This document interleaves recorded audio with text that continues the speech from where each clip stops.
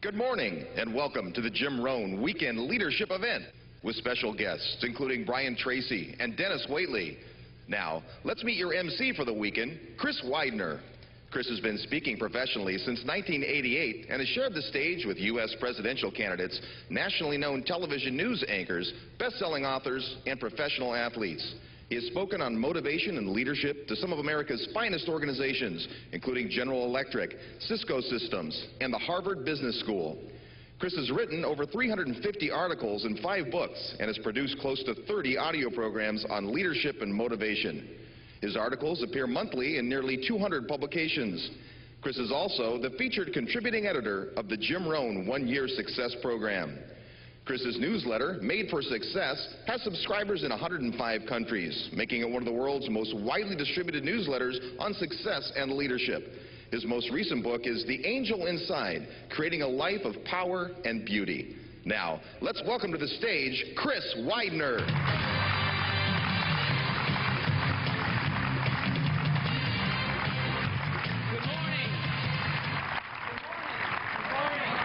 Welcome to Anaheim. How many of you are excited to be here today? Well, welcome to the Jim Rohn Weekend Leadership Event. It's going to be an extremely exciting 3 days, and I suppose I don't have to tell you that. We have people literally from all over the world. Of course from the United States, but then also all over the world. I did a brief, quick walkthrough and just took a look at where some folks were from, and I wanted to just tell you where a lot of the people came from. Certainly this isn't an exhaustive list, but it's a list from outside the United States. Nigeria, Norway, Australia, Italy, the UK, Mexico, Canada, Finland, Denmark, Ireland, Switzerland, Belgium, the Cayman Islands, and I think we even have some folks from New Jersey. So it's going to be a great 3 days, and it's okay. I can bust on the people from New Jersey. I actually did 3 years in New Jersey. Well, I mean, I lived in New Jersey for 3 years. Today, let's just give you an overview. We have coming up shortly Jim Rohn. Then later on in the day, the great Dennis Waitley is going to be here with us. And then later on after that, we're going to have Jim back on the stage. And then, of course, we have the teenage session, which is geared for teenagers, but certainly everybody is invited to that, and it's going to be an extraordinary time as well. One thought I want to give to you as we begin this day and this weekend, and it's around the idea of ideas. I love the concept of ideas, because ideas are the seeds of what become our lives. And over the course of the next 3 days with Jim and Dennis and Brian, as well as a number of the other speakers, you're going to get literally thousands of ideas.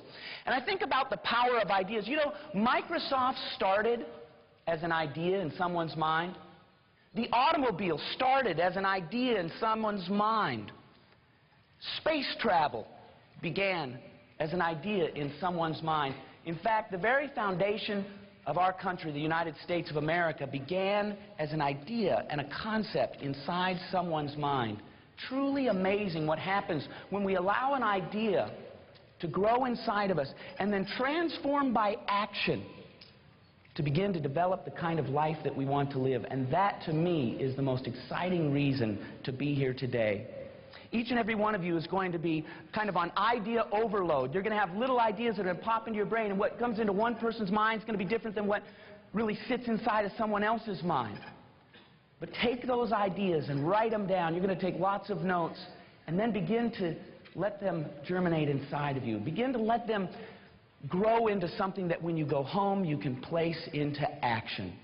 The power of ideas is truly amazing. And there's really no one better at ideas than our first speaker today.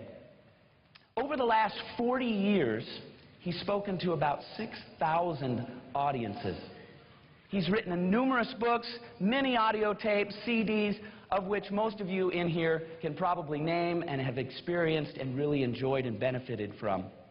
He is a gentleman who truly probably does not need an introduction to you, but I'm happy to be able to be the one to do it. It is my great privilege and my high honor to be able to introduce to you for this weekend, Jim Rohn. Please welcome.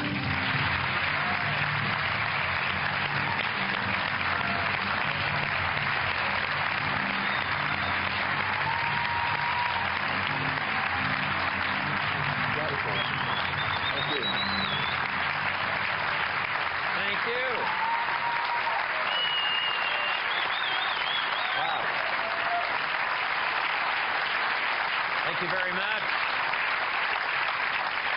Wow, thank you. Thank you. All right. Thank you very much. Thank you. Wow. Save some for the end.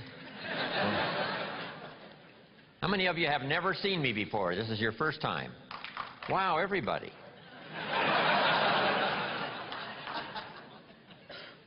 So I'm not so famous after all. Anyway, nice to have all of you here.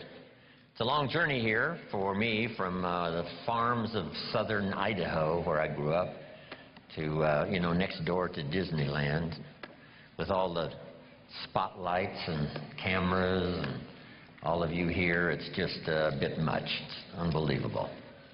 I did my first for-pay seminar in 1963 at the Beverly Hilton Hotel in Beverly Hills, California, called Adventures in Achievement. So this now makes my year number 41. So, a lot of years.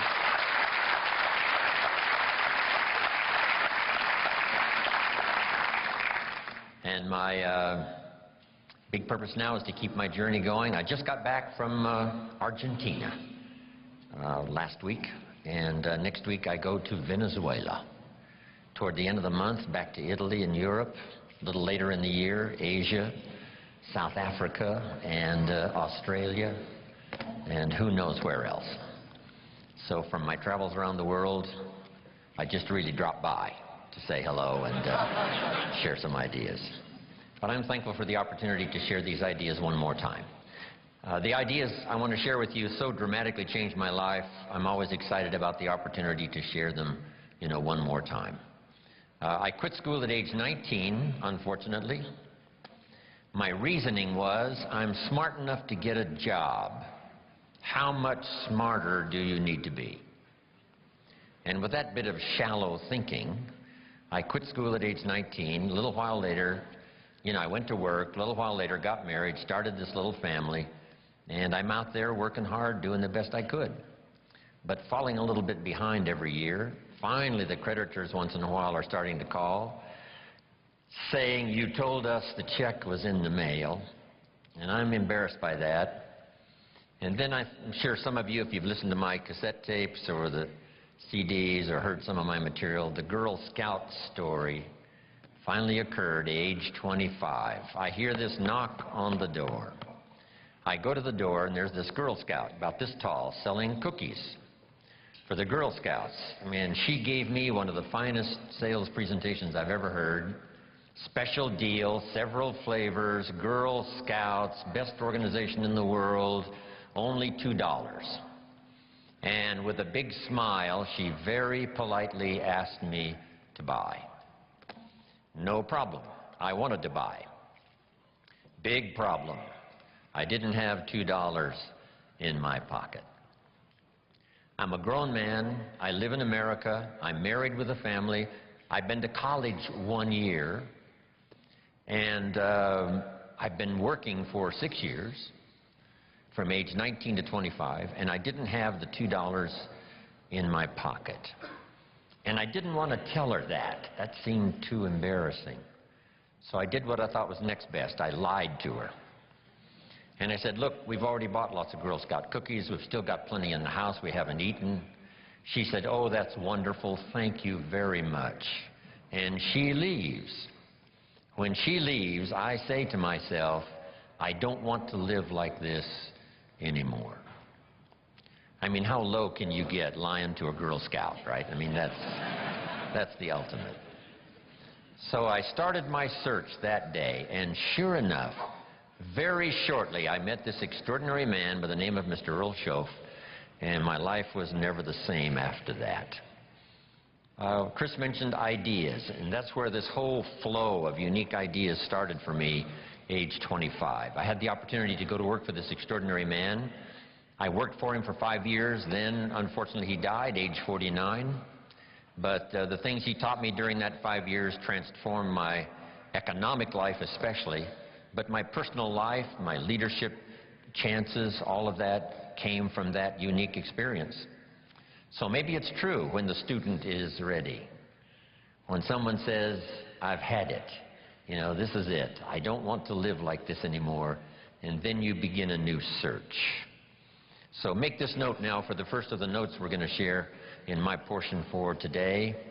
If you start the search, the odds are excellent you will find good ideas. If you search, you will find. Finding is reserved for those that search. Ideas are not reserved for those that hope. They're not reserved for those that wish. They're not reserved for those who complain. Good ideas are reserved for those that search. So the first thing I want to do is congratulate all of you for being here, continuing your search, spending the money and spending the time to come and spend a few days and see if you can't, through the accumulation of hours and speakers that we have during this weekend, go home with a harvest of good ideas for your business, for your life, for your marriage, for your friendships, for your economic future, and, for all of the rest. We've all heard the expression, nothing so powerful as an idea whose time has come. How very true. The walls came tumbling down about 15, 16 years ago in Germany. and the time had come for capitalism to finally reach those unfortunate countries that have been dominated by communism for so long. And that idea now is beginning to flourish. I've been teaching capitalism now for the last 10 years in Russia. I've made 5 trips to all the major cities. It's incredible when an idea finally comes and the time is right, what can happen. So, ideas, when an idea and its time is ready, it can be incredible. But now here's the next part for your notes. Nothing so powerful as an idea that comes at the right time. And hopefully today for you and the rest of this series of good trainings, this would be a good time for you. Maybe you've got 3 numbers of the lock that needs 4 numbers. And you've already got 3 already dialed in from, you know, the sermons you've heard and the lyrics of the songs you've listened to and personal conversations and meetings and trainings and seminars and books you've read, all of that, right? You got the 3 numbers. And just maybe, this weekend could well be that 4th number for you that you've been looking for. And the lock will open and the door will open, and there could be some real new accelerated opportunity for you over the next few years of your life. So I hope that's true. From what I have to say and from Dennis and Brian and other speakers that are going to share with you, this could be a very important weekend for you. I hope it's one of those life-changing weekends where you look back and say, wow, I was never the same. And the chances are excellent if you keep going to as many things as you can get to in terms of information, ideas, seminars, lectures. Because if you go continuously and systematically, some of them will be routine, some of them may be ordinary, and then just once in a while, some may be extraordinary, and you're never the same again. And you'll look back on that experience and say, that was one of the days that turned my life around. So I hope this weekend, from what I have to share and the rest of the speakers, this is one of those extraordinary weekends for you. Here's another note to make. No one person has all the answers. No one person has all the ideas. We need to gather ideas from a variety of voices and from a variety of experience, from social to personal to political to the management of time, the conservation of resources, business, entrepreneur, career, all of that. Being a good parent, a good mother, being a good father, being a good friend, a business colleague. You've got to have a whole variety of ideas. So this weekend, we're going to have a chance for that. Multiple speakers and a chance for multiple ideas to come your way. Next is a little phrase that I'd like to have you memorize. And if you memorize it, I'm sure it'll follow you for the rest of your life. And if you're ready, say, I'm ready. Ready. Here is the phrase. You can write it down as we memorize it. Here it is. From testimonials and personal experience,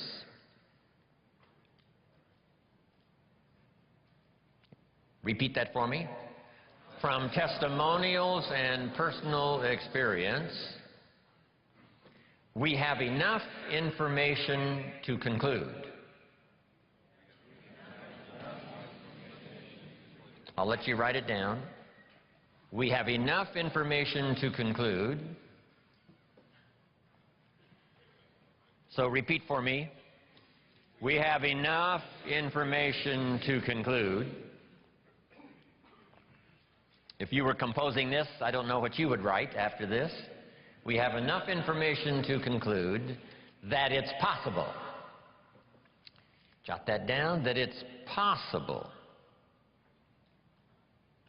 So repeat for me, that it's possible. And the rest. To design and live an extraordinary life.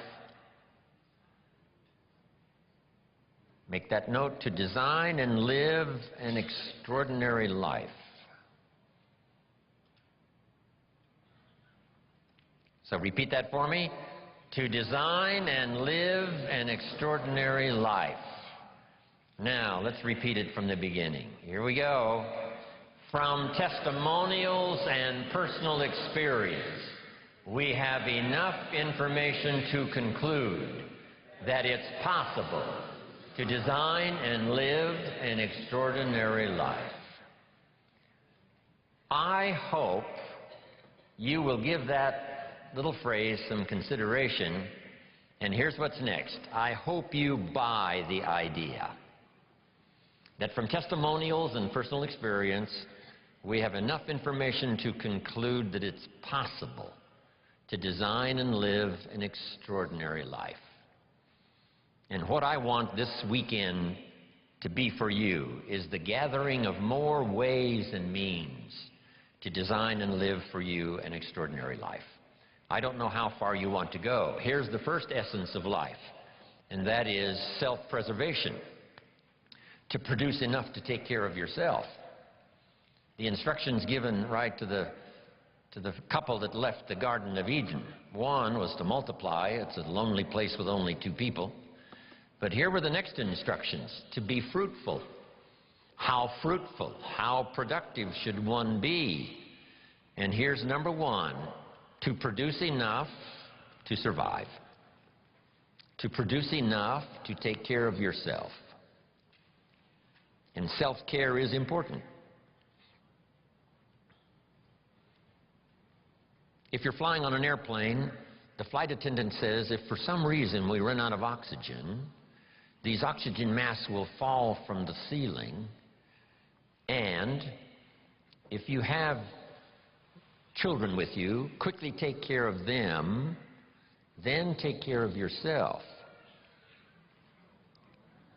No. No. No. They say what? Put your mask on first. Put your mask on first. See to your survival first. Then you'll be more capable of taking care of the survival of your children. Isn't that interesting? My father had an interesting saying. He said, son, right after me, you come first. Wow, that's okay. I was in business with Bob Cummings, the old movie star. We were in the health and nutrition business together back in the 60s, 61, 2, 3. Bob had an interesting saying. Here's what he said, I'll take care of me for you.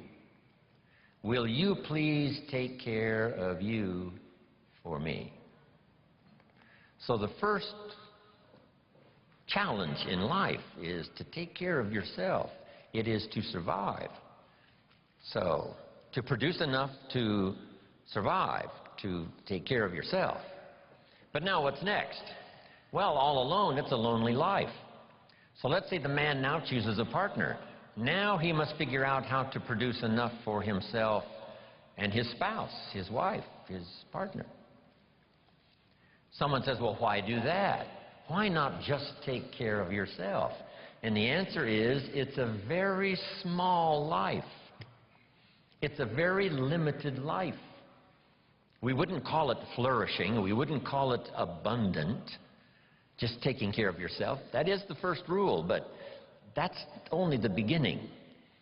So the man gets married. Now he must produce enough for himself and for his wife. And here's the key phrase to make a note of. To live the higher life. A life of togetherness. The storyteller says, it seems even God didn't want to be alone. He created all of these angels. Right? So, to join with someone now, you must produce enough for yourself, for your partner. Now, is that it? And the answer is no. How about children? Let us have children. That's a unique experience. So now if the man has a wife and now he has children, here's the challenge. To produce enough for himself and his family. Now someone says, well, why take on all of that? Why not just take care of yourself? You could, yes. But you couldn't live this more extraordinary life without taking on the responsibility of having a partner, having some children, and live that kind of extraordinary life. So I think everybody would agree. Now, is that the end of it? No. Here's the next challenge: to produce more than you need for yourself and for your family. Someone says, well, now why start being ridiculous here? Yes, produce enough for yourself. Well, yes, if you want to get married, produce enough for yourself and for your spouse. Now, with children, produce enough for your family, but why do more than that? And jot down the answer: to live a more extraordinary life. So now the man produces more than he needs for himself and for his children, so that he can be a person of benevolence, so that he can give and so that he can share. That's the more abundant, that's the more extraordinary life. To produce more than you need for yourself and for your children. Is that it? Let's take it a couple of more steps. How about producing much more than you need for yourself and for your family? Someone says, well, now you're off the scale. I mean, why work that hard? Why go that far? Why produce that much? Some would say, just take care of yourself. Some would say, just, get a partner and that's it, and then children and that's it. And be a bit benevolent and that's it. But why not go this next step and produce much more than you need for yourself and for your children? And when someone says, why do that, all of us know the answer, right? Why not? If you've got the talent and the skill and the opportunity, why not put all of that together and see if you couldn't produce much more than you need for yourself and for your family? Let's say you earned $10 million this year, and you and your family only need $3 million. Which would probably cover most families, right? Some families are more expensive than others, as I discovered. But let's say $3 million would, cover a big, high percentage. So now if you and your family only needed $3 million for the year, now you have $7 million to give. And someone says what? Why do that? And the obvious answer is what? Why not? If you've got the talent and the skill and the time and the opportunity and the occasion and all this stuff comes together, why not?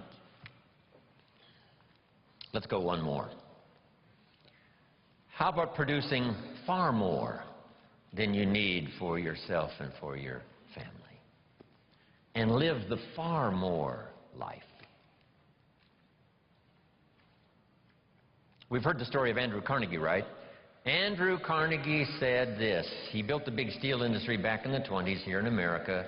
Here was Andrew Carnegie's goal. I'm going to spend the first half of my life earning money.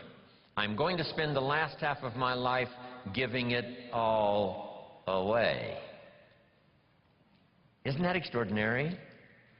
Wouldn't you call that an extraordinary life? And the answer is yes. He got so excited by that goal that the first half of his life he earned $400 million, which back then was a lot of money. I mean, now, right, it doesn't seem to be that much, but, maybe back then it would total $40 billion, like Bill Gates. So $40 billion he earned the first half of his life. Guess what he did with the last half of his life? He gave it all away. And the big question is, why do that? And the answer is, why not? If you've got the opportunity to live, design and live an extraordinary life, why not do that? So here's what I want this weekend to be for you. Plenty of ideas to take home, chew on, digest, throw some away, refine some, accept some, do some, whatever. That's what this weekend is really for.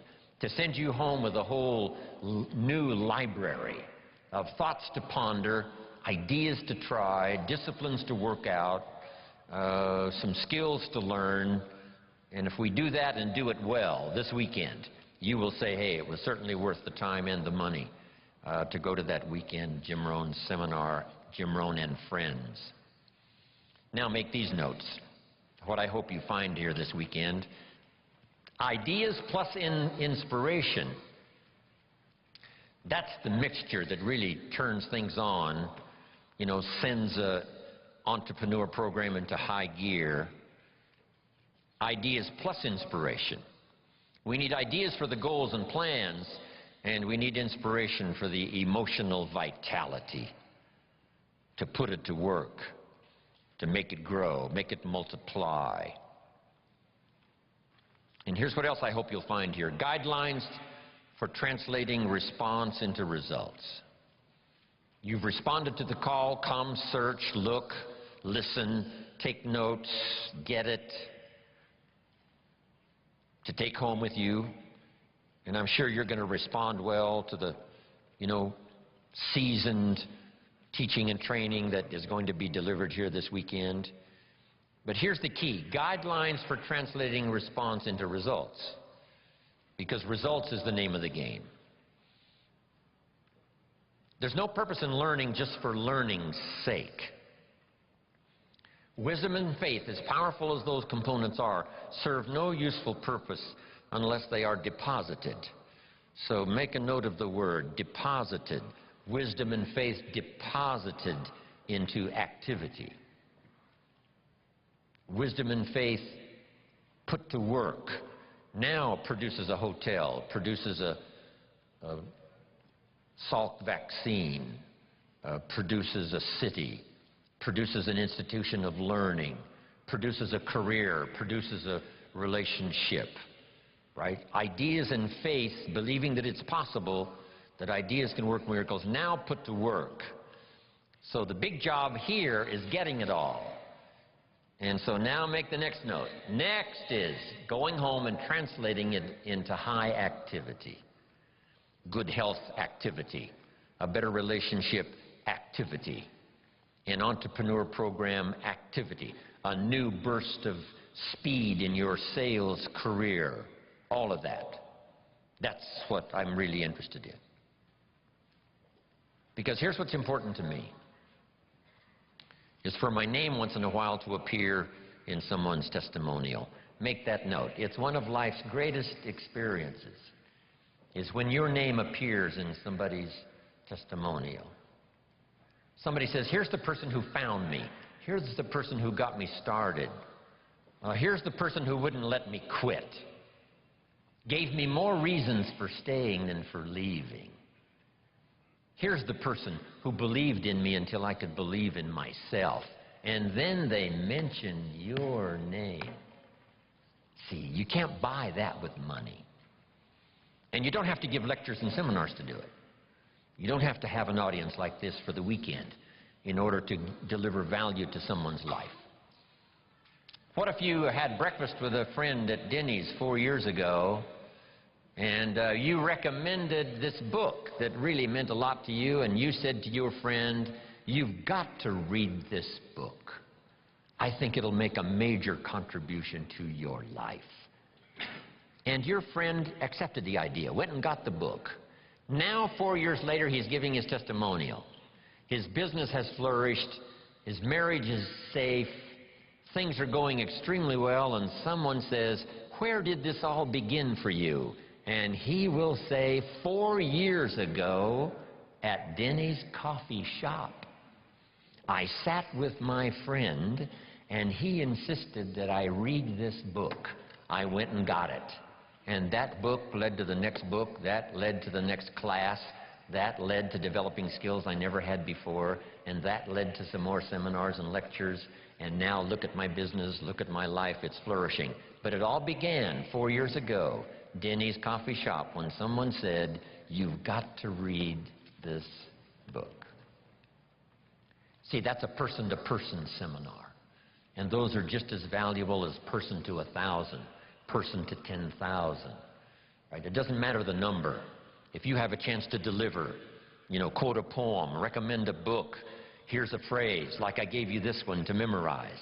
I think you'll remember this one maybe for a long, long time. Just something that's really extra meaningful to someone, whether it's at breakfast or wherever it is, whether it's for a child or whether it's for an adult, a friend, a business associate. If you'll keep up that process, I promise you, your name will continually appear in people's testimonials. And now I've had this happy experience now for the last 40, 45 years. And so that's one of the reasons why I came here this weekend, right? I don't need the money. You know, I've long ago made my fortune. I take the money, but I don't need the money. But here's what I do need. Continuing testimonials that say, Mr. Rohn, on a summer day in Anaheim, California at the Marriott, I was there that weekend, and something clicked, and the lights went on, and I got the gift of some good ideas. Here's what's happened to me. Then they mention my name. See, that's what I want. Continuing testimonials that come back to me saying, thanks for sharing ideas. Okay. To get the most out of this weekend, jot these notes down now. Number one, be thankful for what you already have. Thanksgiving sets up, the situation where ideas can flow. Here's what locks up the doors of opportunity for good ideas, and that's cynicism.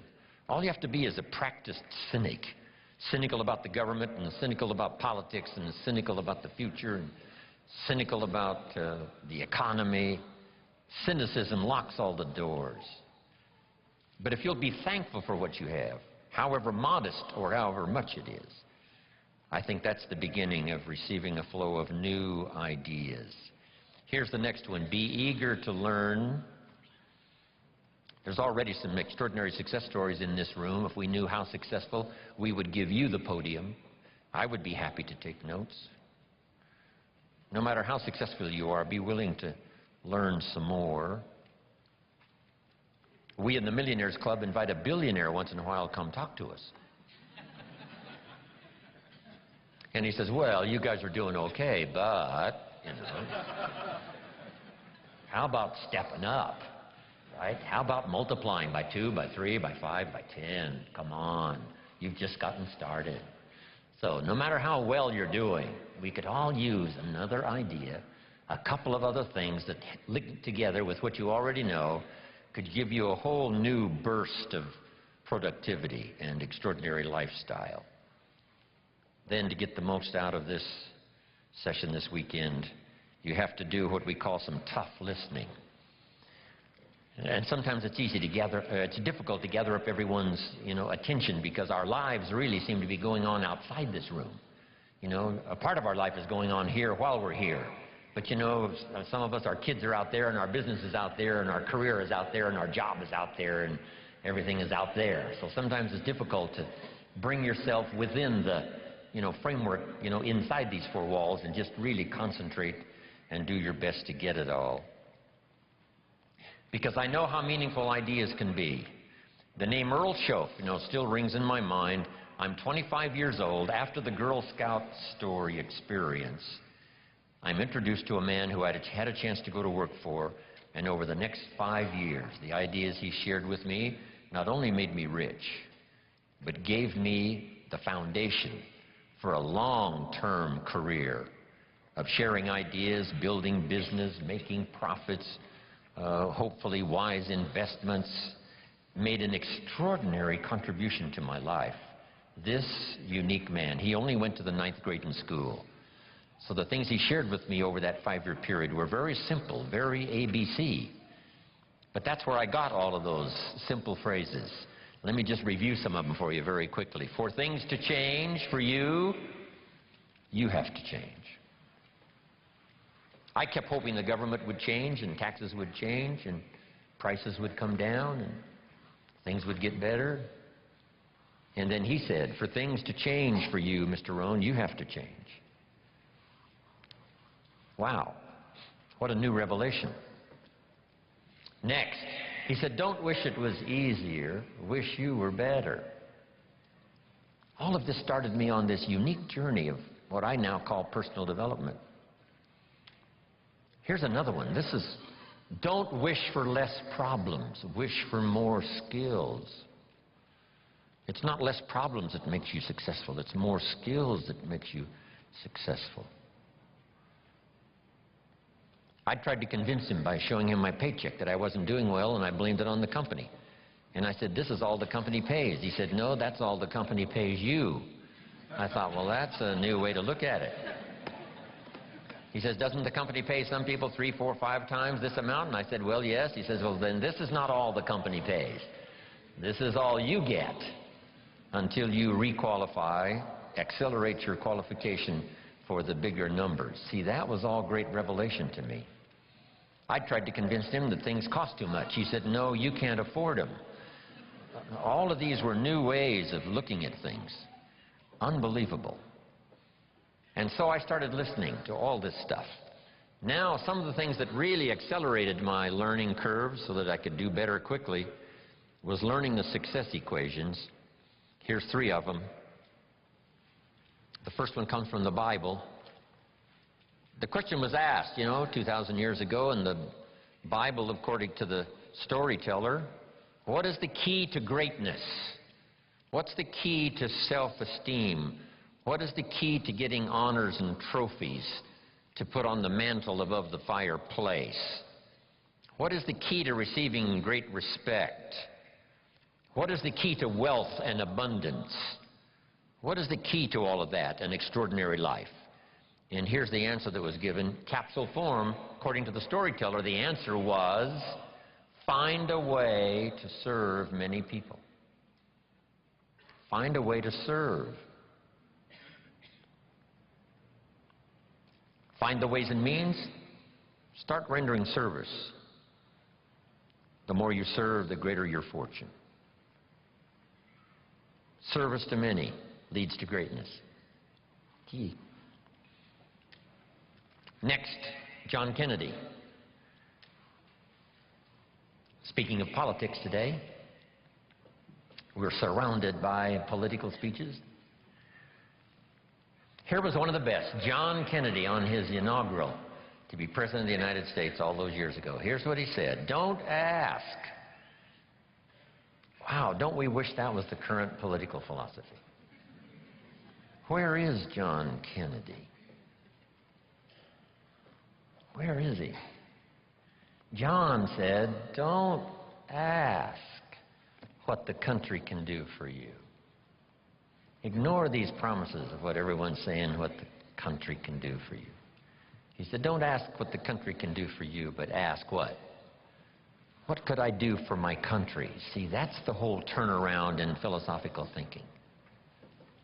By asking, you receive so little. By serving, you receive so much. So rather than settle for the pennies of what someone could do for you, why not turn it around and find some way to serve? It's a pretty simple process. Here's what I taught the Russians. Johnny mows Mrs. Brown's lawn. She pays $3. Every time he mows her lawn, he collects $3. Thinking in terms of what could I do for my country? Surely Mrs. Brown is one of the members of the country. So he mows her lawn and collects $3 and starts what we call an income and a career. Now what's next? And here's what the Russians were excited about. What if Johnny gets Pete to mow Mrs. Brown's lawn? She still pays the $3, but now Johnny gives Pete $2 for mowing the lawn and keeps $1 because he's the one that got the work. Now we have the beginning of an entrepreneur. Now we have the beginning of fortune. Here's a good note to make. I started part-time on a little adventure learning skills and disciplines, and here's what I began to say with my little part-time job. I said, I'm working full-time on my job and I'm working part-time on my fortune. And the reason is because I found the mechanics. I found the philosophy. I started working it, serving other people. One way to serve is to mow Mrs. Brown's lawn and get the $3. The other way to serve is to get someone else to do it and you collect that extra money. Finding ways to serve. That's the key to wealth and greatness. Then here's the next one, and everybody knows this one. I heard Zig say it over 40 years ago, Zig Ziglar. And when he said it, I wrote it down, and if you haven't ever written it down, write it down. If you help enough people get what they want, you can have everything you want. If you help enough people get what they want, you can have everything you want. When I heard Zig say that, I wrote it down, and maybe you want to do this. Underline the word everything. That's what was intriguing to me about this sentence. So these are the success equations. This is the wealth formula from the Bible, from John Kennedy, from Zig Ziglar. Now, make these notes. In the journey of personal development, one of the first things to learn is the lesson of the seasons. Let me cover as much of this as I can before we take our first break for the day. The lesson of the seasons. For your notes, life and business is like the changing seasons.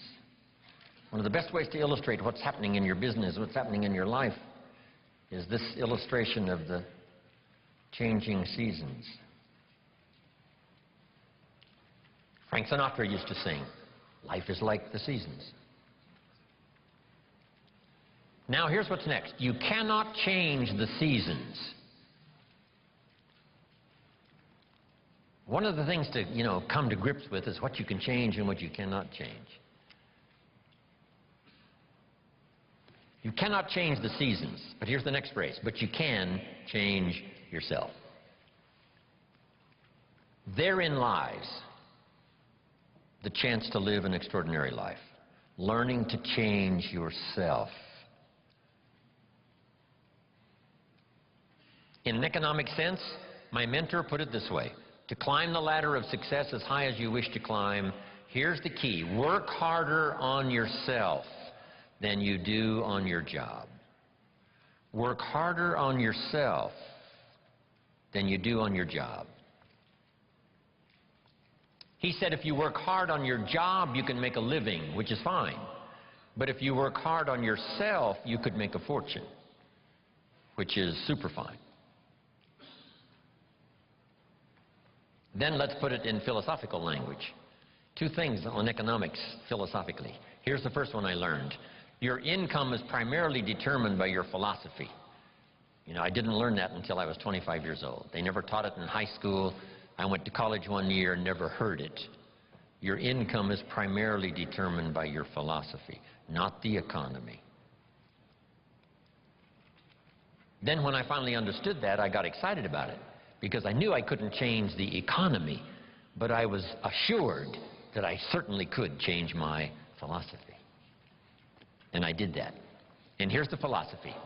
Success is something you attract by becoming an attractive person.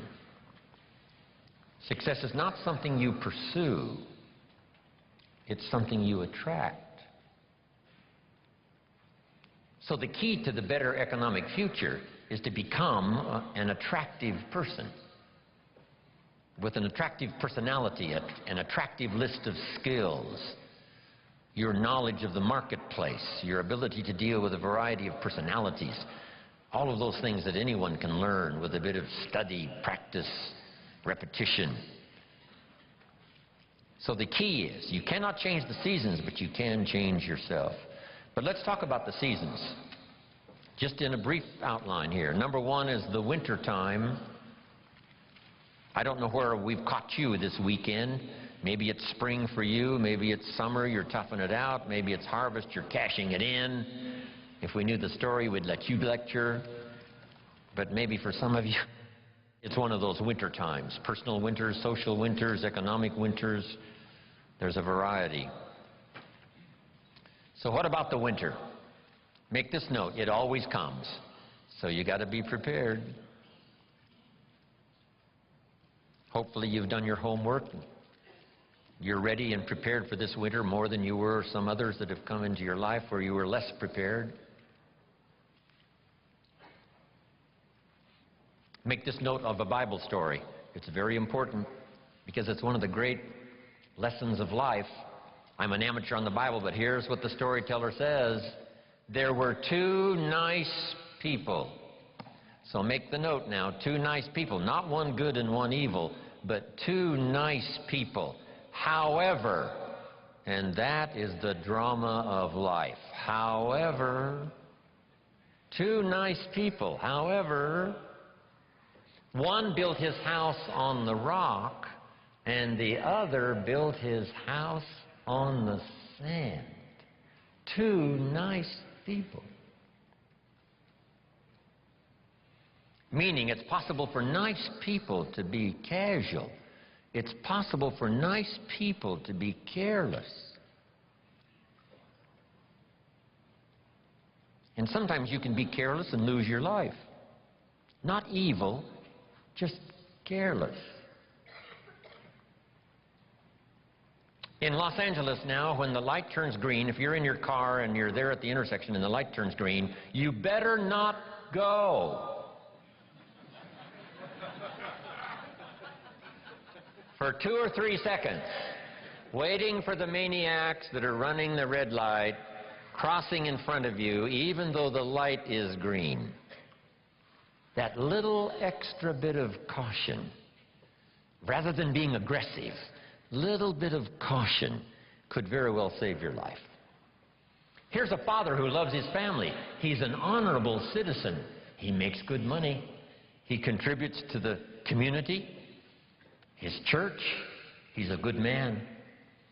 But this morning he's in a hurry in Los Angeles, late for an appointment, and he's pushing it with his automobile. He comes to the intersection and the light turns red, and a little voice in his head says, "Go ahead, you're late. You can make it." And now he's dead. You don't have to go to Iraq to lose your life. You don't have to be evil to lose your life. All you have to be is a little careless at an unfortunate moment. So the key is to be not overcautious, but to be cautious. Don't build your house on the sand. Now add this note now. We're all tempted. When I was growing up, there was a cartoon of a little boy, and it showed this little boy with a little devil on one shoulder and a little angel on the other shoulder, both whispering in his ear. And the little devil said, "Go ahead and do it, it'll be okay." And the little angel says, "No, no, no, no, no, no, it won't be okay." "Yes, go ahead and do it." "No, no, no." How often does that occur for all of us? Every day. Go through the red light, it'll be okay. We must beware, okay? Not to be careless, not to be casual, and build your house on the sand. The same is true with your health. Don't build on the sand. The same is true with your career. Don't build on the sand. The same is true of being in business. Don't build on the sand. Build on the rock. Because even nice people can make careless decisions, casual decisions that accumulate over a period of time. And those could be the winter. Now, here's the note to make. Some winters are of your own making, and some are not. Some are just the winter experiences. Maybe the whole country goes through it.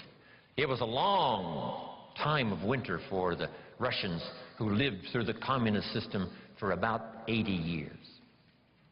Long winter of political despair, lack of freedom. But what's the key to the winter? Here it is in simple language. Hang in there. I mean, you know, winters don't last forever. Some are difficult and some are easy, but they never last forever. The night always comes after the day, but it doesn't last forever, just a few more hours.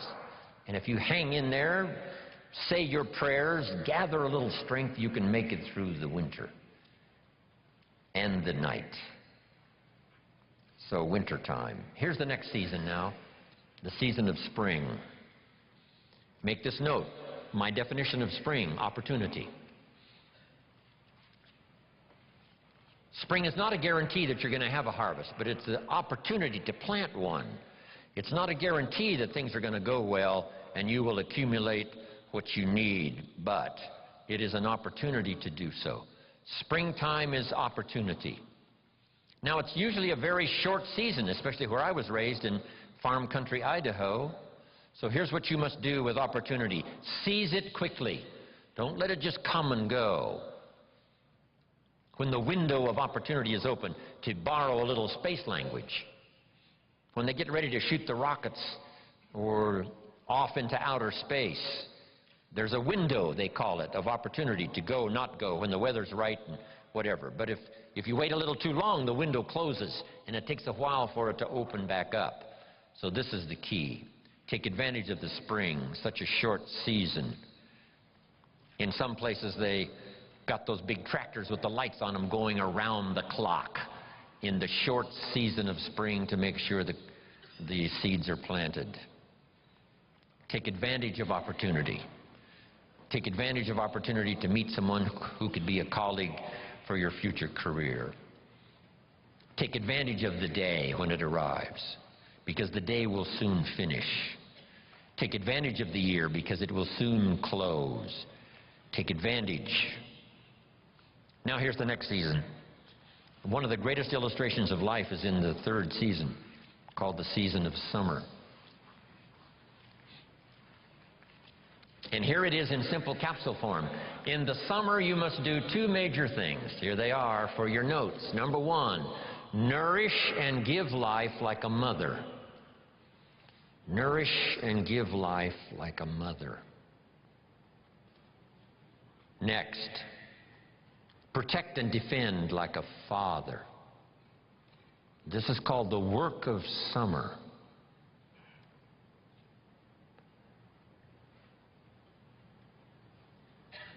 Give life like a mother. Take life like a father. Love like a mother.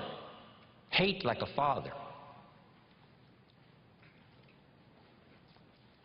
Any father would say to whatever threatens his family, take 2 more steps toward this family, you'll cease to exist. I'm father. I protect, I kill if necessary. So you've got to nourish your garden, and then you've got to protect it by fighting the weeds and the bugs that are out to destroy it. As soon as you've planted, the busy bugs and the noxious weeds are out to take it. Now put this line in your notes, and they will take it unless you are extremely father-like and vigorous. You have to develop a hatred for evil. The old prophet said, love good and hate evil, because those twin forces are at work always. Even in the beginning of the beginnings, Lucifer, according to the storyteller, tried to take over God's throne, didn't succeed, and so began the story of the creator and the spoiler. And so exists for all of us this great drama of the ability to create, but the destroyer not too far away. In another seminar I give, here's what I say, and this is good philosophy. It seems like opposites are in conflict and we are in the middle. Evil on one side, good on the other side. Illness on one side, good health on the other side. Darkness on one side, light on the other side. And they're in conflict. If you walk into a room that's dark and turn on the light, the darkness disappears and goes away. How far away does it go? Not very far. Waiting for a chance, what? To come back in. Move in, take over the territory. As light begins to lose its energy, darkness moves in. There's a war on. Here's what it's called. Push, shove. As we sit here, right? Good health plan is trying to defeat illness and drive it into a small corner. If you don't work on your good health plan, illness will drive your health into a small corner. It's called push and shove. In your bloodstream, there are red corpuscles to nourish like a mother and white corpuscles to fight and kill like a father. Thank God for white corpuscles that think negative all day. White corpuscles say, just show me some infection, I'll kill it. Because if I don't kill it, what? It kills you. White corpuscles say, it's my job today to make sure you don't get killed. So I'm here to fight. Have you got that now? Red to nourish, white to fight.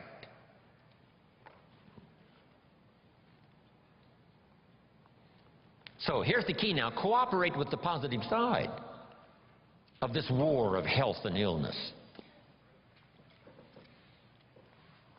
What if in this struggle the body calls for a banana and you send it a Coca-Cola?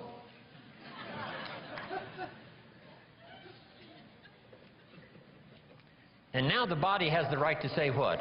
Whose side are you on? I'm working day and night to drive illness into a small corner and keep you healthy, and you keep sending me the wrong stuff. Come on, just a little cooperation here, and we can win this game. But see, if you don't do your push-ups. And what was that little voice in my hotel room this morning that said to me, Jim Rohn, you don't have to do your exercises this morning. You're running a little late. And this little creature on this shoulder almost talked me into it. And the little angel says what? No, no, no, no, no, no. Fall on the floor one more time. Do those push-ups, a few crunches, a little modified version, yes, because you are late, but you got to keep up the pace. See, that's called what? The work of summer. Now turn this around, because it's also possible to love like a father and hate like a mother, just so you get the job done. And if it's a single parent, right, you got to do both the work of father and mother. It's extraordinary. But mother is capable of hate and defense and protect, because I think years ago Papa was off providing, Mama was home protecting. So she developed these instincts of danger in order to protect her family. Women are good. Women are unusual. They have this antenna that picks up all the stuff, especially danger. In the middle of the night, the baby cries. Mama's awake. Papa sleeps. Mothers sleep near the surface, and the least little movement or sound, they're awake. It's built in, the female mother, that instinct. She says to her husband, go look, something isn't right. You know, downstairs. He says, no, everything's fine. She says, go look. He says, okay. He gets up in the middle of the night, stumbles downstairs, and the front door is open. How did she know? They just know. I don't know how they know. They've got this instinct, especially for danger. Interesting story in the Bible. It says there are sheep and there are shepherds and there are wolves. Fairly ordinary story. Shepherds and wolves and sheep. But that's not the end of the story. To illustrate a point, the storyteller says, there are also some wolves that have learned to dress up like sheep. Now you need a woman. Man says, looks like a sheep, talks like a sheep. Woman says, ain't no sheep. Okay. Have you got this now? The work of summer. Here's what it's called. High drama. Nourishing and protecting. Nourishing with one hand and protecting with the other hand. Even the battle of the mind. Here's a good note to make on the battle of the mind. Don't become a victim of yourself. In this battle of the mind, should I, shouldn't I, let it go, no, don't let it go, run the red light, no, be a little more cautious, think of your family. See, we have to continually do this. Beware of the thief on the street that's after your purse, but also beware of the thief in your mind that's after your promise. That little thief that says you're too short, you're too tall, you're too old, you've never done it before. What makes you think you can do it now? Nobody in your family has ever done it. In fact, if you start, they'll all make fun of you. It's called the thief in the mind that steals the dream and steals the promise, makes you less effective than you should be. Here's what you must do. Battle with the mind. Now, what's the purpose of all of this opposites in conflict? Here's what I think it is. To create high drama. God wishing it to continue on earth as it did in heaven. I guess. That's the best conclusion I've come to. Because here's the last of this now. Would it be possible to win if you couldn't lose? And the answer is no, it doesn't seem like it.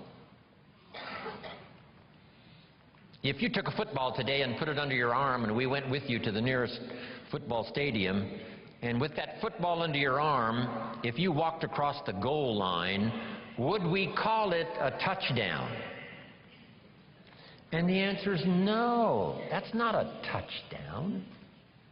It's not a touchdown until you face the 350-pounders that want to smash your face in the turf.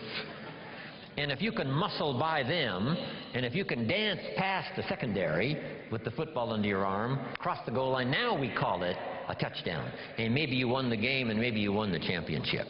So jot this down now. High drama is the order of the day. I guess so ordered by God himself. High drama. But that's what makes life so unique, so challenging, so much opportunity. A chance for fortune and a chance for failure. And you've got to defend yourself against one, see if you can't maximize the other. That's the game of life. Isn't this good stuff? I mean, these few simple ideas started changing my life. Age 25, I was never the same. What if you picked up a book? And the book, first chapter said, everything's fine. Chapter 2, everything's fine. Chapter 3, everything is just fine. Chapter 4, everything is still just fine. Would you finish this book? And the answer was no. What kind of a book is this? So the book on your life story is not going to be this. It's going to be filled with the full dramas of the highs and the lows and the winter and the spring and the summer and the harvest. So have you got that now? The third season, do the work of summer. Be both optimistic and vigilant. Two great words of antiquity. Here they are. Number one is behold. That's the word from antiquity. The positive word is behold. Here's the other word, beware.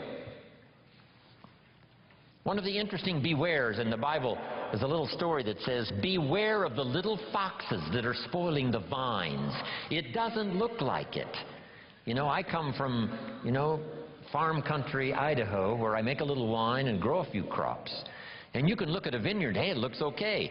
But this old story says, just because the vineyard looks okay, you got to look a little closer. The little foxes may be eating the vines.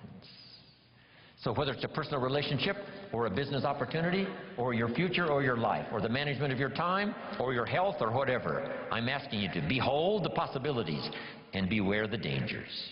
That's the key. And all of that we call personal development. Now here's the fourth season. And I've got a lot more notes for you to cover. How many of you have one page of notes already? Okay, one. I want to send you home with a whole basket full. From myself, Brian, this is going to be one of those extraordinary weekends. Dennis is here, other speakers are here. You're going to have a full load to take home. Okay, here's the next season now, the season of harvest. Make this note now on harvest. In due time, and for those who qualify, in due time, and for those who have obeyed this extraordinary law that says life was not designed to give you what you need. Life was designed to give you what you deserve. If you didn't plant in the spring, then no harvest comes your way. If you planted little, then you're not going to receive a lot. And here's the key now for the harvest. Number one, whatever it is, offer no complaint and no apology. If it's a fantastic harvest, you offer no apology. If it's not much, you offer no complaint. That's the highest of maturity. No apology, no complaint. But here's what you can do no matter what it is. Go back to work in the spring. Because, write this down now, spring always follows winter. If the harvest wasn't good and the winter was tough, the promise is another opportunity will come your way.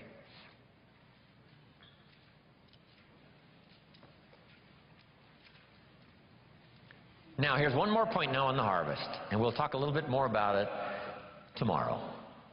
Here it is. Do wise things with your harvest. Build your financial security for you and your family on the rock and not on the sand. We're going to talk about financial independence before we finish this weekend. There's so many things now you can do about gathering resources and wisely investing them so that you and your family are secure. Here's one thing to strive to become early in your life and career: financially independent, so that nobody or nothing has a claim on your assets. Accomplish that as quickly as you can. Then all of the other wise things we'll talk more about. Sarah Alfaro in Mexico came to my seminars and lectures 10 years ago. Single mother, 4 children, no job, no home, no car, no money.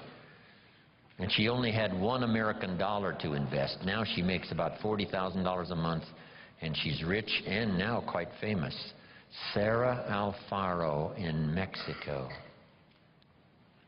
Here's what I taught Sarah back there 10 years ago. Don't buy the second car until you've bought the second house.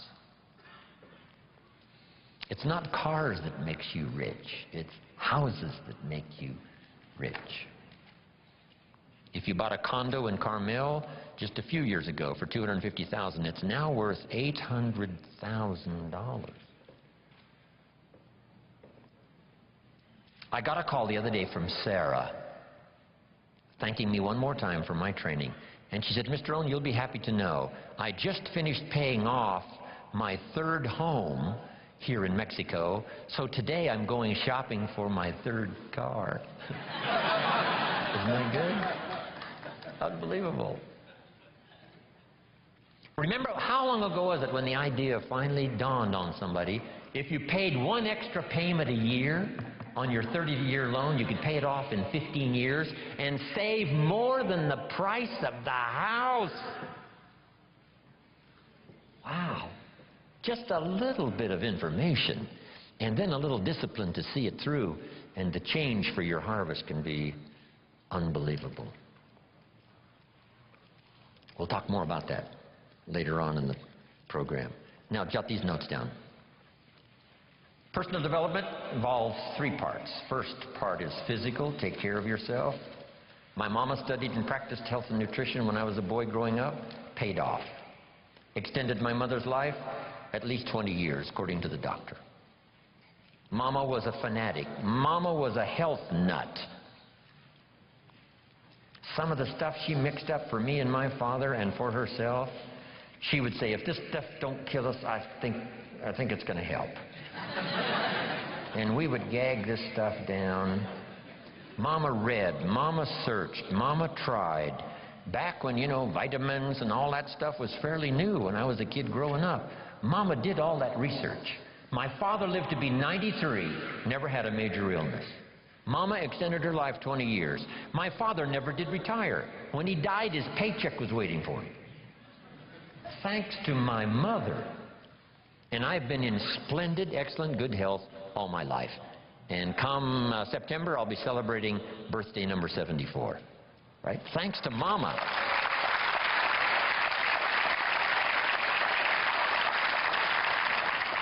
If there's one thing to be a fanatic about, it's your health.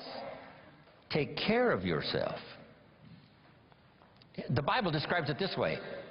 Treat your body like a temple. That's a good word. Treat your body like a temple, not a woodshed. A temple. Something you'd take extremely good care of. Here's one of the reasons why. The body and the mind work together.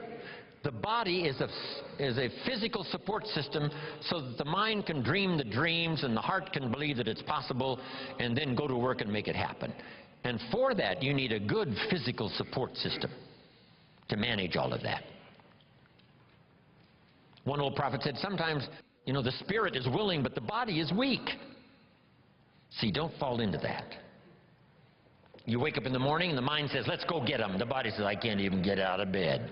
See, one of these days you've got to say, body, this is the last time you tell me you can't get out of bed. I'll throw you on the floor and make you do push-ups until you're out of breath. I'll make you read every book that's ever been written on good health. I'll choke vitamins down you until your face turns blue. This is the last time you say you're not going to vigorously support me to make my dreams come true. You just got to take action now on this stuff here of the physical support system you need to pull off your dreams and your promise and your future. Make this note. Some people don't do well just because they don't feel well. It's not that they haven't got the skills. It's not that they don't have all the rest. They don't have the vitality, the vigor, the vitality. Okay. I travel all around the world. If you saw my travel schedule, work schedule, you would say impossible. I'm probably the only one who can do it. Thanks to Mama and my own study and practice of health and nutrition. See, that's the key. I've got this unique physical support system, and it's going to serve me, you know, another, who knows, 60 years. Now here's the next one. First is physical, second is spiritual. And whatever you believe about spiritual, I happen to believe humans are a unique creation. Spiritual is part of it. But jot this down now. If you are a believer, jot down these 3 words: study, practice, and teach your belief in spirituality. Don't leave your spiritual conclusions unresearched, unstudied, and don't leave it unpracticed. And whatever you do, don't leave it untaught. Study, practice, and teach. If we all do that, starting with our family, we'll build the families necessary to build a strong nation to compete among the nations of the world in these years of the 21st century. Now here's the next one. The physical, the spiritual, now the mental. Your mind, exercises of the mind. Build your library, I say in one of my other seminars. The books that can see you through. The books that can give you the ideas necessary to build a good career, to build a strong enterprise, relationships, good health, and all the rest. The book you don't read won't help. Now here's part of the exercise of the mind, a good debate. Right? We're engaged now in the great political debate, with the election coming up in just a few months. This is what we call healthy. We don't believe in the one-party system. Communism said one party. Everybody do what we say. We say no, more than one party, so we can discuss ideas. Here's the way to make an idea powerful, is to discuss it and refine it so that it fits your situation. That's what I ask you to do when this seminar is finished. Debate all of these ideas. Discard some that don't make sense. Give considerations to some that do make sense. Put some on the shelf for later consideration. And then put some of them into action that make sense. Jot this down. Make sure what you do is the product of your own conclusion. Do that thoughtful study. One book on health and nutrition says, do this, you'll live forever. The second book says, if you do what that first book says, you'll die young. So what should you do? Which book should you follow? And this is one of the important answers of the weekend. Neither one. Read both books and make up your own mind. You engage in the debate. What makes sense? What seems to be or not to be? Because as close as we can get to the truth is to say, it seems like. That's as close as all of us can get. We can't say it is. None of us can do that. We can say it seems like. Opposites are in conflict and we're in the middle. It's what it seems like. Our experience proves, and the storyteller says it started early. That's what it seems like. God is interested in high drama. That's about the best we can conclude. We can't actually state the truth, except what it seems like. But engage in thoughtful study and vigorous debate. Sometimes you can debate with others, right? And share ideas. What did Jim Rohn mean by this? Well, I'm not sure that's important to our life. Someone else says, no, I think it is. Engage in this debate. Then here's the big one, the debate in your own mind. What's good, what isn't good. Finally, you must come to your own conclusions. Read the best you can, study the best you can, take the best notes you can, and then do this. Then you decide, out of all of that, which is valuable enough to try, valuable enough to do, and add to the dimensions of your life that are already underway. That's the key for study, exercising the mind. Here's the last part. Don't be afraid of the debate. Communism taught. Some people say, well, don't tell people what communism taught. Why not? That's part of the debate. Communism says capital belongs to the state, not the people. We taught all these years, no, capital belongs to the people, not the state. What a good debate. How about the example of capital in the hands of the state? Well, read the history of the communist empire that dominated Russia for all those 75, 85 years. If that's what you want, that philosophy, to get that result? And we say, no, that's terrible, that's terror, that's tyranny. How about capitalism? Makes a country like America flourish, gives an opportunity where everybody wants to come and try it. Engage in the great debate, whether it's your health or relationships or your future. Don't be afraid of the debate. The Bible serves as a good book, giving you stories on both sides of the ledger. Here's the story of someone to admire. Here's the story of someone to despise. You need both stories to help you with this debate. Okay. Now here's what's next. Develop these 5 abilities in your personal development quest. To be the best you can be, produce all you can, far more than you need for yourself and for your family. If that's your philosophy and if that's what you want to do, something extraordinary, it's possible to live an extraordinary life. Here's the challenge, and it's going to be working here this weekend. Number 1, develop the ability to absorb, the ability to get everything. I don't know what all you've planned here, but you know, be in every class you possibly can. Just stay as long as you can. We're going to take enough breaks, I think, to make it easy for everybody. We all recognize the mind can only absorb what the seat can endure. I want you to know we are mindful of that. But the key is not to be careless in the gathering of knowledge, not to be casual in the ideas that could double your health, triple your income, accelerate your career, secure your fortune, amplify your harvest. So don't be careless in the gathering of ideas. Absorb every one you possibly can. Here's the next ability. Develop the ability to respond. Let life touch you. Let the stories touch you. Let the drama touch you. 12 months ago, I was in India. I lectured in 4 major cities in India. That was like my 4th visit to India. Once again, I was touched by the drama of such extremes of poverty and wealth. If I was given the assignment, Mr. Rohn, see what you can do with India, I would say, what could I do? What could I do? Where would you start? Let the drama of that affect you. Make you more sober in your reflections about life. And then say a prayer that what you couldn't do by yourself, maybe a collection of people can do. Maybe the future will find some answers. A prayer would help. Let life touch you, but don't let it kill you.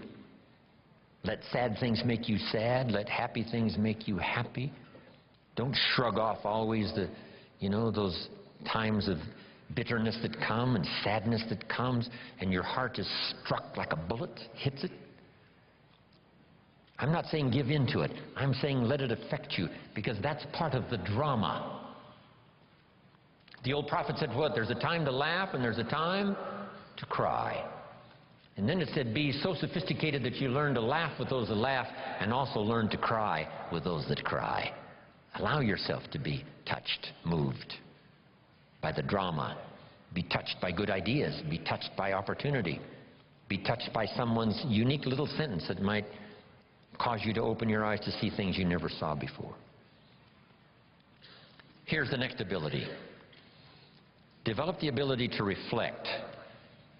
Part of this is in the challenge when you go home, not to just put these notes away, but to get them out maybe fairly often over the next 30 days, 60 days, 90 days, just to review the notes, to drive the ideas a little deeper, to come up with a little more refinement.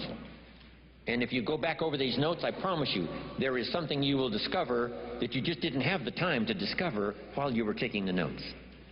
Because in taking the notes, you're working as hard as I am. right? Taking the notes, trying to listen, trying to decide what to write down, how to compose it in a small sentence if I've, said a long sentence, how to edit it as you go.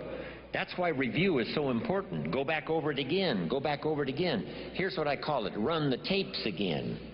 The tape in your mind and the tape from your notes, and see if you can't capture something you might have missed, or to develop an extension of something you got now that by going back over it now you can see, now I see. Here's what I could do with that might multiply the value of my life by 2, by 3, by 5. Here's a good time to reflect when the day is over. How did it go, and who did you see, and what did you say, and what mistakes did you make, and what did you leave out that you could correct tomorrow?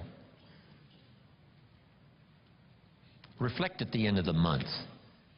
30 days, that's when you usually do the accounting for your business and the company and the corporation. Do the accounting for your health.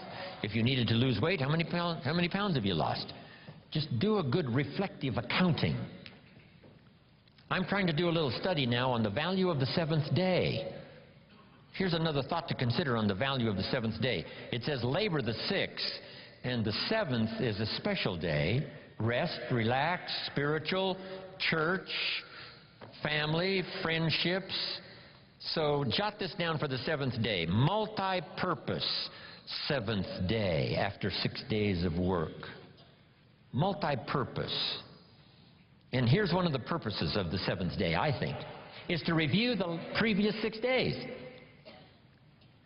How did it go? Where did you stumble? What did you miss? What should you have thought of that you let pass? Who didn't you see? Just review the last 6 days. What went right? What went wrong? What's there? What's missing? Then here's what you do. Now plan the next 6 days. With this information of the last 6, plan the next 6. I call it multi-purpose seventh day. Reflect, go back over, then design, plan, refine, and deposit the experience of the past 6 days into the adventure and activity of the next 6 days. You will be absolutely surprised at the value and the productivity of your weeks if you'll start doing a little more of that. Now, here's the last 2. Develop now the ability to act. Activity now is the catalyst and the miracle piece of the process. Here's a little subject called How to Turn Nothing into Something. Number 1, first, imagine the possibilities. Imagination is the first step of the miracle of possibilities. Reality first starts with imagination. Now, it's hard to call imagination nothing, but it's not something in terms of a podium. It's not tangible. So it's hard to say how to turn nothing into something, because there isn't anything that's nothing. Everything is something, even if it's the imagination. It's something. Einstein once said, there's nothing faster than the speed of light. And Bill Bailey, one of my mentors, current mentors and longtime friend, said, maybe here's something faster than the speed of light, and that's thought. It's possible that thought could be faster than the speed of light. How fast can you think back and think ahead? I guess we can't say the exact same instant, but all we can say is it seems like the exact same instant. You know, if you don't know the truth, you can't say that's true. And if you're not a scientist, it'd be, a little out of order to say, yes, this is true. But here's what it seems like. It's possible to think back and ahead at the same time. I mean, how fast is that? To think back and think ahead.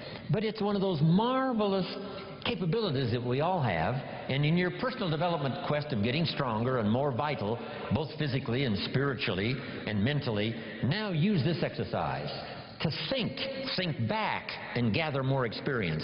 Think ahead how to apply it, so that the experience now multiplies in value by 2, by 3, by 5, by 10. That's key. Now, how to turn nothing into something. Number one, imagine the possibilities. Today, if we had a chance to hear everybody's testimonial of how you got where you are, some of you went from nothing to something, some of you went from pennies to fortune, and if we had a chance to hear everybody's story here today, took the time, guess what those stories would conclude?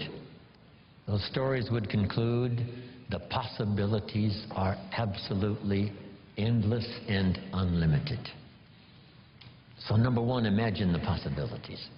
Read an inspiring book one more time, how someone went from nothing to something. The story of a Sarah Alfaro who started with $1, now she's rich. Wow. The possibilities, they're unending. Now here's the next step. Imagine that some of the possibilities are possible for you. We call this now faith. Now we start with imagination, now we generate faith. What generates faith? Faith is generated sometimes when the testimonial closes like this. If I can do it, what? You could do it. I started behind. I started under the basement, not in the basement. I started with debt, not surplus. I didn't start with pennies. I had no pennies. Debt's up to here. Finally got it turned around. Now everything's flourishing. That's what we want to hear. And then someone in a testimonial like that says, hey, if I can do it, you can do it. Here's what that does. Reassures our faith.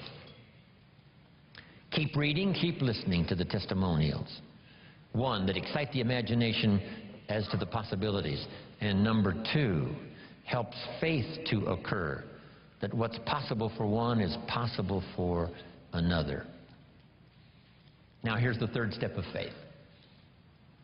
Or the third step in the miracle process. To deposit your imagination and faith into high activity. Disciplined activity. Not just activity, but skillful, disciplined. Take the classes to learn the skills. Get around people that'll teach you the disciplines. And then deposit your imagining the possibilities and believing that it's possible for you. Deposit that now into what we call high activity. Make this note now. Activity finishes the miracle process of turning nothing into something. Activity finishes the miracle process. I'm positive that's why the formula was given of 6 days of working miracles and 1 day of rest, to ponder how it's going. How is my miracle working process working? Have I missed some? Devote 6 days to the working of miracles. The 7th day to rest and reflect and go back over and a bit of study. Yes, spiritual, yes, church, yes, synagogue, yes, family, yes, social, yes, friends. But see if you can't now come up with a plan to increase your activity or refine your activity. Sharpen it so that it produces major results. Here's the next one. Take joy in the work. I couldn't wait to get here today to share my story one more time. I'm already pondering the testimonials that may come out of a class like this next year, a year from now, 5 years from now, if I happen to meet some of you and you say, on that summer weekend in Anaheim, I finally got it. The lights went on for me. Something you said and something someone else said finally made sense. And I hooked it together and here's what's happened. That's going to be extraordinary. Right? That's why we're here, to do this work. I was excited this morning about being here. Couldn't wait to hear what I've got to say. A lady asked me one time, she said, Mr. Rohn, over the last few years I've been to your seminars now several times. Every time I see you, you're all excited. Things seem to be going great for you. How do you stay so excited all the time? And I said, I think it's because I attend all these seminars.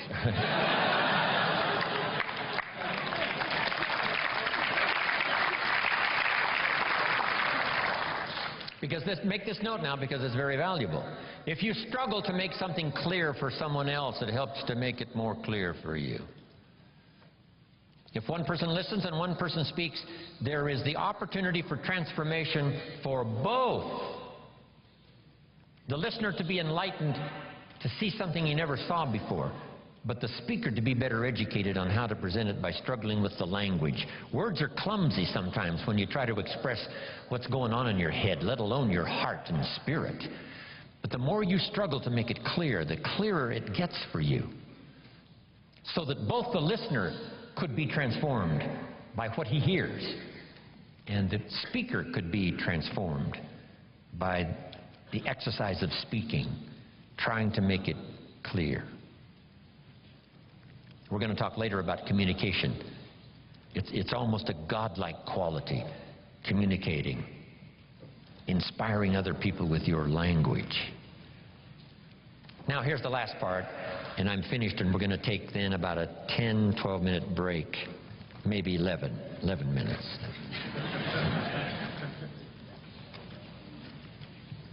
Here's the last one. Are you ready? Say, I'm ready. For the last one, develop the ability to share. Not just your money and your resources. One of the biggest things to share, of course, is your time, because you're limited on time. You can't get any more time.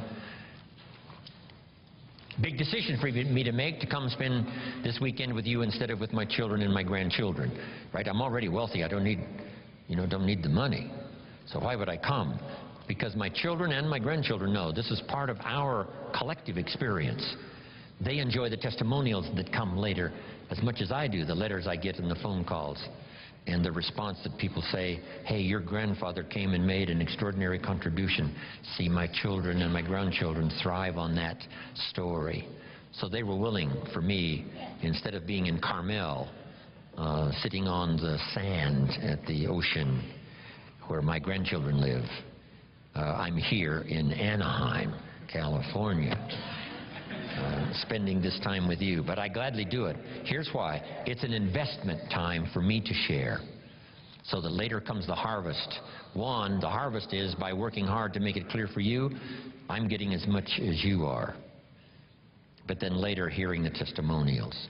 So I'm asking you to do the same in every format possible, whether you're asked to do training, whether you're asked to do teaching, whether you're asked to make a speech, always say yes, to the best of your ability, so that you'll have one more time to share, one more time to help somebody lift themselves from poverty to success, from doubt to faith, from illness to health, from skepticism to belief.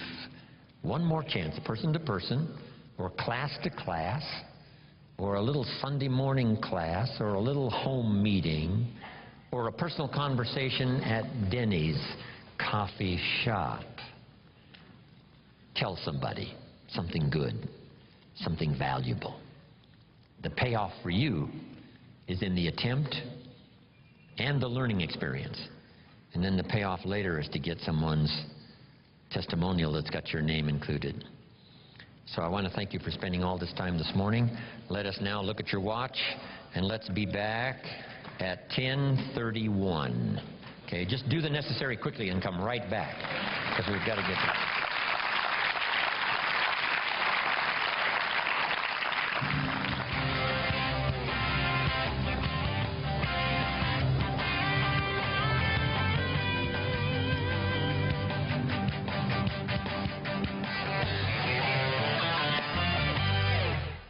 Hi, my name's Jeff Roberti. I live down in Sarasota, Florida, and I've been in network marketing now for 20 years.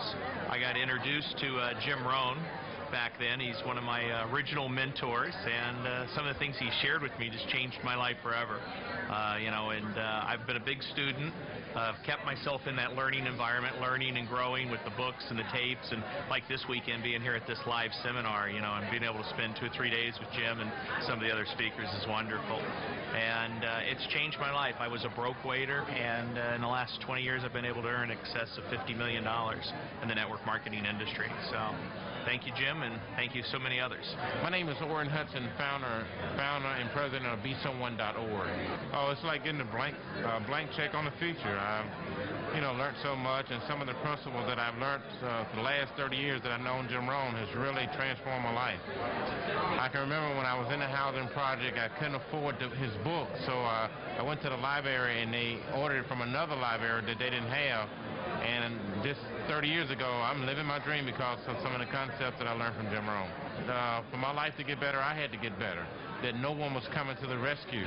And when I learned this principle, my whole life has changed, and I started doing the things I need to do to be successful. When I realized that it was only me that could save myself. I recommend anyone in the world to really visit Jim Rohn. I bought all of his product and to distribute them to my brothers and sisters. I think what he's doing is the best teachings on the planet.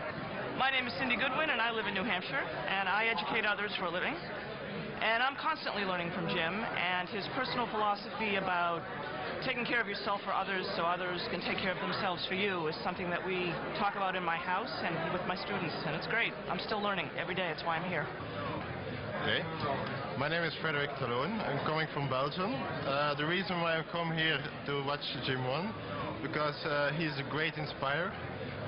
We read many books of him. We love him.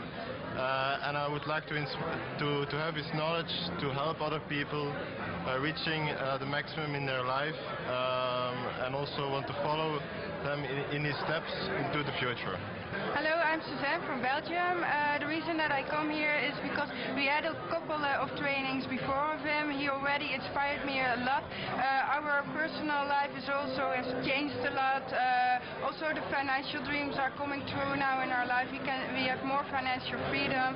We help also a lot of other people also improve their life in health, but also in financial freedom, and it's really changing a lot of people, and that's what we like about Jim Rohn, and that's what we want to give. That's the reason why we are here. Hello, I'm Geert Wels, also from Belgium.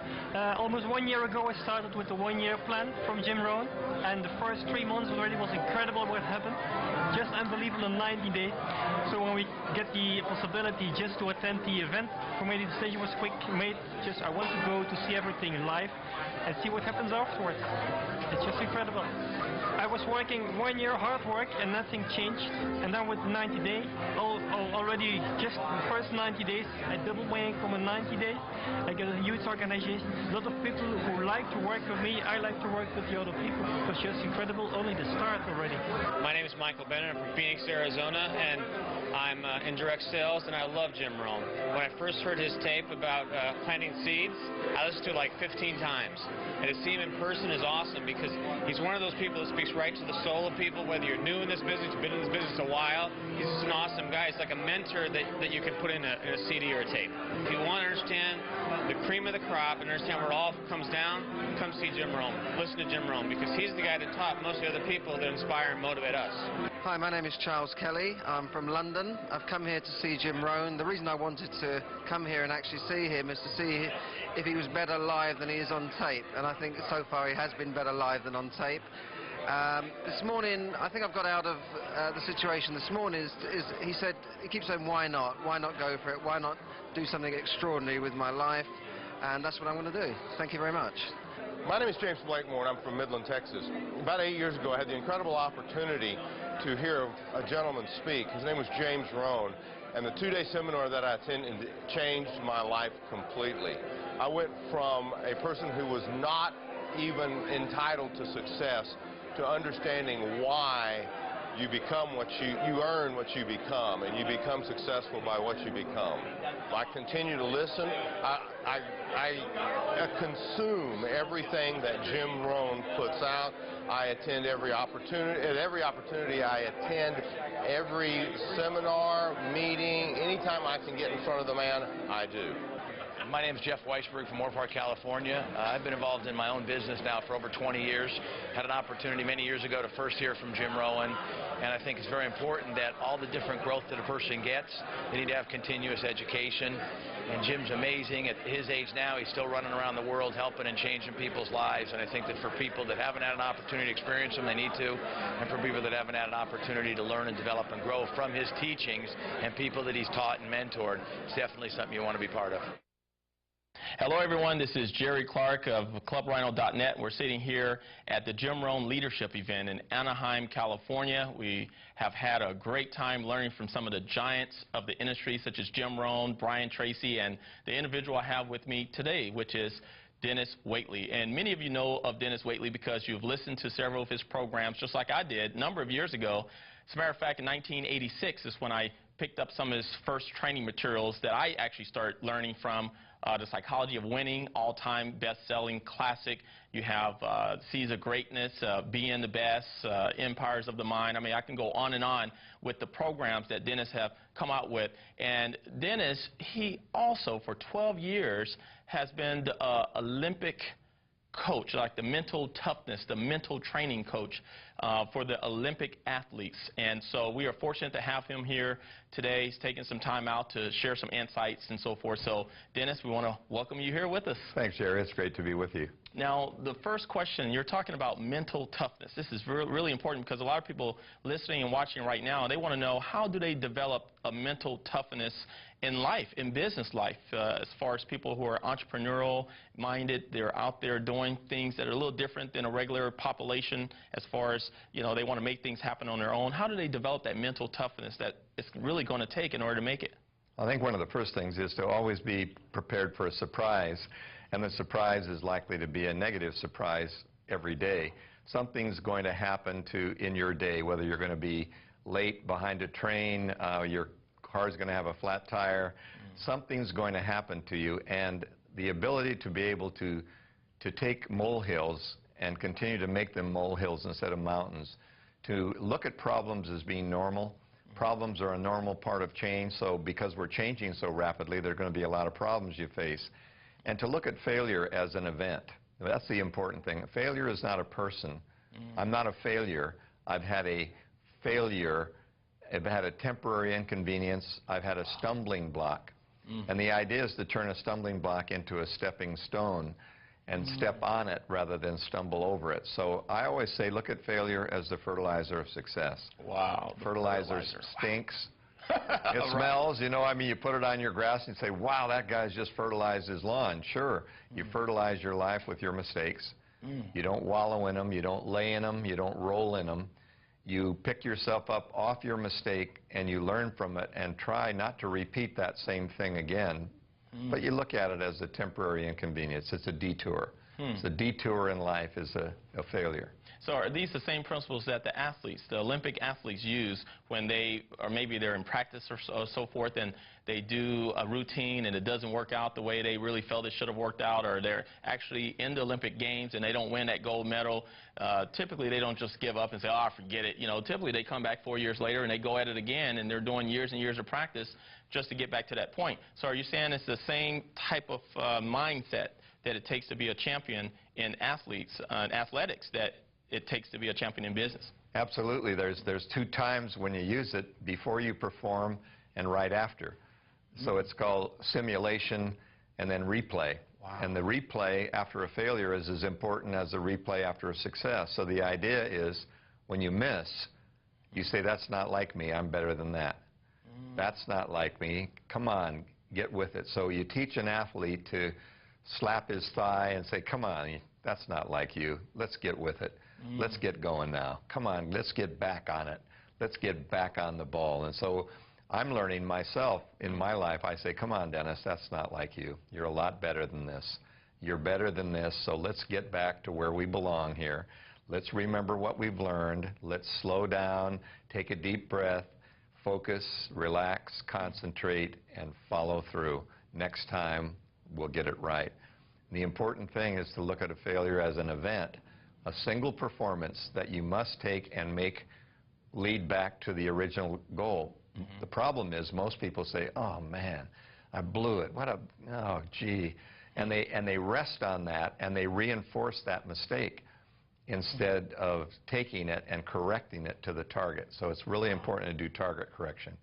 So basically what you're saying is that it's just all these are mental strategies, mental tools that we can use as kind of like reforming our self-talk Instead of saying the negative, disempowering type things, say the positive and empowering type things.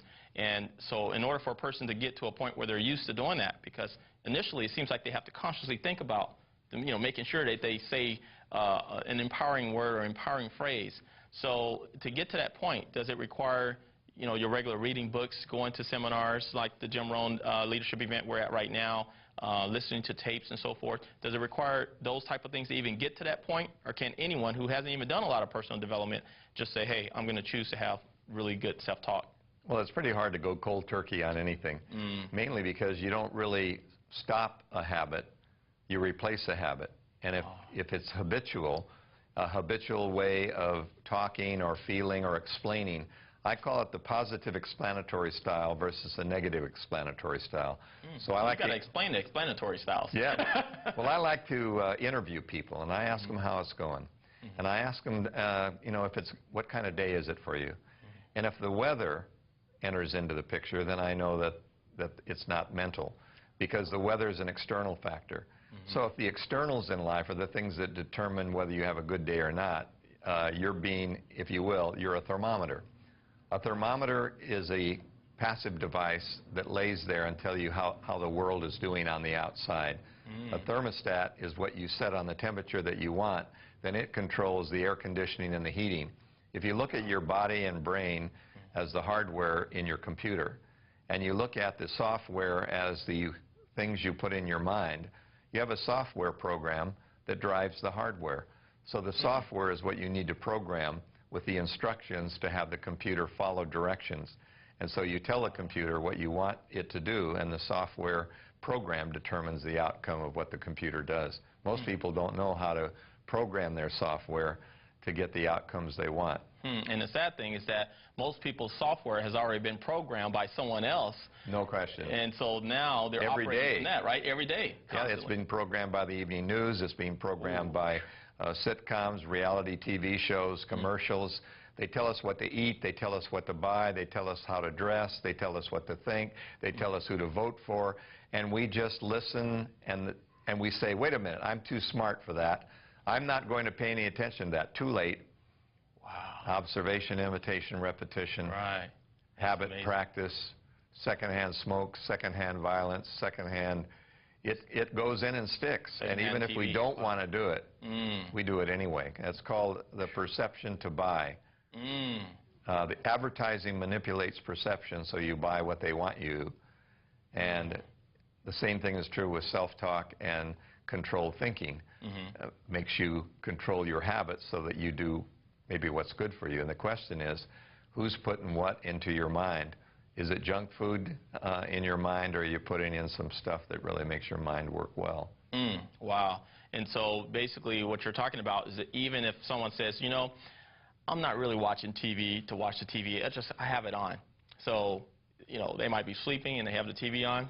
But what you're saying is if all that positive stuff going in, it's like if you put something, you got something in your throat and you have to cough, you got to get it out, right? Yeah. Okay, and then if you got to get it out, and if you keep it in, then what's going to happen is, it's just going to stay in. It's still there. So are you saying that no matter what, it still comes in, even if you just have it like secondhand TV, so to speak? Well, yeah, it's true. It does go in unless you're asleep. There's been a misnomer. In other words, you really don't learn while you sleep. So sleep learning, the Russians tried it, and the important thing about sleep is you need to dream. And you dream about every 30 to 40 minutes. You go down into a deep sleep, come back up and have a dream. So you have so many dreams per night. If you tried to learn stuff while you're asleep, it would interrupt your dreams, and you would be irritable, and you would actually be a little bit paranoid. So the best time to get inputs is when you're relaxed, not paying any attention to it. And that's where television and commercials and radio and all these things have the biggest impact on teenagers, because they're really not paying that much attention to it. What they say is, look, the lyrics don't mean anything to me. I like the beat. Right. I like the beat, but the lyrics, I don't pay any attention. Well, the truth is, that's worse. They don't have to pay attention because it's going in and sticking anyway. So in order to reprogram ourselves, then, it's going to take just a constant, injecting ourselves, so to speak, with like materials that you've come out with over the years. C is a Great Psychology of Winning, which is one of the best-selling audio programs of Nightingale Conant of all times. Going to events like this, like the Jim Rohn event, going to your different trainings that you do, just constantly bombarding or saturating your mind. It's kind of like a reverse brainwashing, so to speak, because everyone tells me, they say, Jerry, you're just brainwashing people, when they come to my seminars. You're brainwashing people and so forth. And I just say, hey, they've already been brainwashed. No, it's the opposite. Yeah, it's called dehypnosis. Dehypnosis. It's dehypnotizing what they've already been hypnotized, because hypnosis means sleep. Hypno from sleep. So hypnosis is when you learn when you're relaxed and you repeat things, but you didn't remember that you learned them. So you dehypnotize people by helping them take in stuff that's good for them, rather than not recognize they're taking in stuff that's bad for them. Wow. So obviously you have to read a lot of books, listen to a lot of programs, listen to positive radio, watch the Discovery Channel, watch National Geographic, listen to great music, and go out to ethnic restaurants and watch people who are doing great things, and really get involved with people who are trying to make a difference in the world. And the next thing you know, you say, wow, some of that stuff's rubbing off on me. Now, what do you say to someone who's, they're watching and they're listening right now, and they're saying, one of the things is that I listen to tapes and I read the books and so forth, but when it comes to really taking action, sometimes I might start to take an action, and then I kind of stop. So they're not able to be consistent with the action they know they should be taking, and so they end up procrastinating. What do you say to people like that? Well, I say that's the little voice inside you that tells you you can't do it. It's the voice of fear. We all have that little voice inside of us. So what you say to them is find someone who will keep you honest by making you accountable by having a buddy.